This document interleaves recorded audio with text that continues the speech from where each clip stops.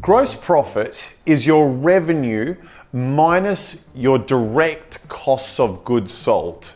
That includes both your variable cost of goods sold and your fixed costs of goods sold. Your gross profit percentage is the gross profit dollars divided by your revenue. The formula you may have also seen is gross profit equals contribution margin minus fixed cost of goods sold. This is the way we look at it with our business and with our clients. You may have seen the previous video around contribution margin.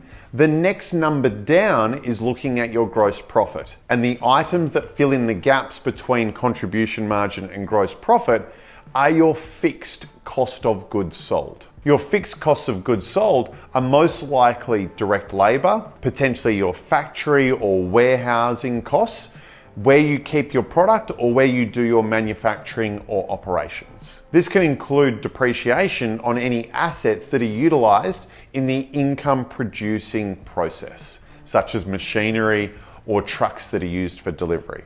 Gross profit is such a crucial number because it captures how much we've sold, the revenue, and all the inputs, both variable and fixed, that go into delivering our product, whether that's a tangible or intangible product. The benchmark we should be aiming for in gross profit should be 40%. There are some anomalies to this. For example, in a hire business, as in you rent assets, you're going to be asking for a lot higher gross profit than 40%.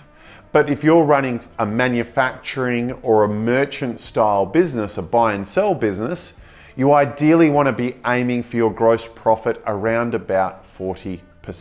The things that influence gross profit, if you look at what we spoke about in contribution margin, these are the things that also impact gross profit. It's our price, it's our product mix, it's how efficiently we utilize our materials.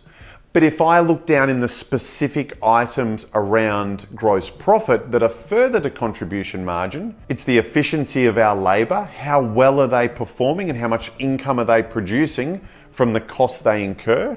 What is our return on investment around the space that we use?